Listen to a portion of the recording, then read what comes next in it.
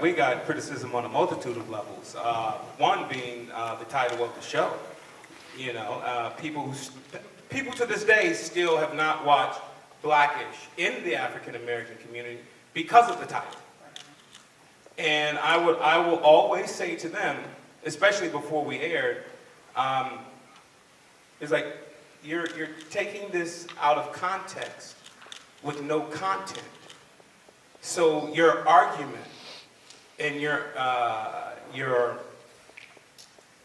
opinion really holds no weight because you have no idea what I'm talking about and what we're dealing with on this show. That was the first thing. The second thing is you mentioned Cosby and you look at Heathcliff Huxtable and Claire Huxtable. One being a successful doctor, one being a successful judge. And the blowback from that was, that's not reality. That was my reality. I grew up in Compton. I also went to Howard University, and my friends, they were the real life Huxtables. My boy's father was a very successful dentist here in Houston, and his mother was a very successful judge here in Houston.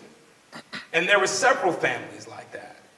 And so when our show comes around and they were like, I tell you one thing, the house that we had originally shot in front of, and that was our home on our television show Blackish, was deemed too big for us to have. It's like, really? Really? Would they really have a house that big? Well, my wife is a successful doctor.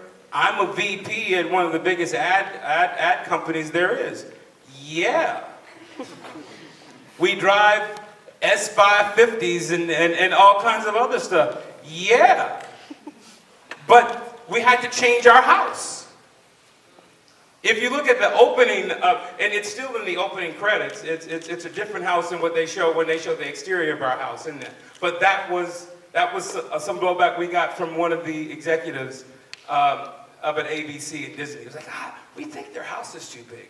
Well, I'm successful. I have a big house. So why couldn't my successful television family have a big house? But it was never our intent to show a monolithic portrayal of African Americans on television. We get enough of seeing the downtrodden and the struggling and the gang-riddled and the drug-infested views of the African-American community. Why not show the other side? And because I come from both sides. I come from the streets of Compton. I come from the home of the drive-by. I'm an 80s baby. I was there through crack cocaine when my aunt was addicted to it and her baby was born addicted to it, and we had to raise. You're a 70s baby. A 70s baby. I grew up in 36 years old. True, I'm sorry. I'm a 70s baby. I grew up in the 80s. At the height of crack cocaine. At the height of gang violence and all of that.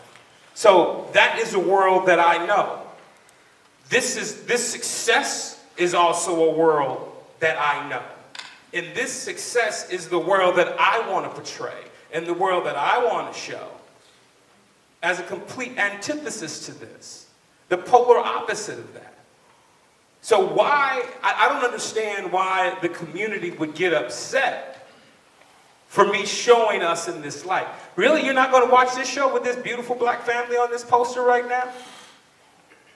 You're going to tell me, I don't want to watch no coon shit. Does that look coonish to you? I have Lawrence Fishburne, Tracy Ellis Ross, and myself, and these beautiful babies on this poster. This beautiful black family. But you don't want to watch it, and you want to give me blowback because of a title, something that you can't even give me context to because you have no content to it, and you have never seen it. So I never understood why my own community. But yet, and I'm not shitting on these other shows that I'm about to mention, but yet, because there are some of my guilty pleasures too, but yet they want to watch real Atlanta Housewives and all that other shit, and Love and Hip Hop, and all that. And I remember a woman stood up and told me, she's like, I refuse to watch your show, because I showed her the pilot. I showed this group of pilot at Essence Festival before our show aired, and it just so happens that this one particular show airing, the room was full of everybody who said they would not watch the show because of its title. And I was like, do you watch Love and Hip Hop? Do you watch Real Housewives of Atlanta? Do you watch this? Do you watch that? And she was like, yeah. And I was like, is that a true depiction of who you are as a black woman? No, but you love that shit. You don't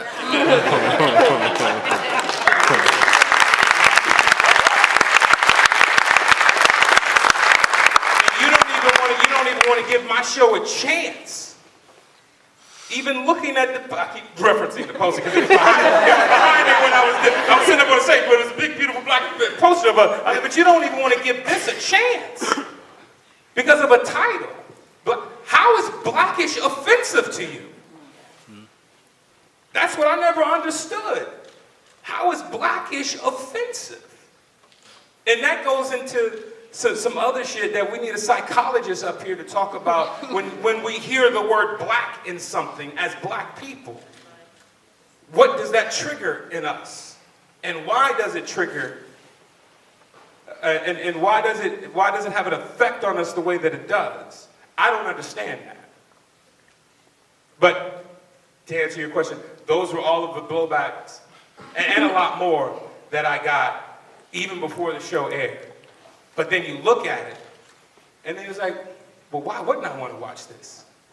Why wouldn't I want this to be a representation of who I am? We're socially conscious. We're not buffoons. We're successful.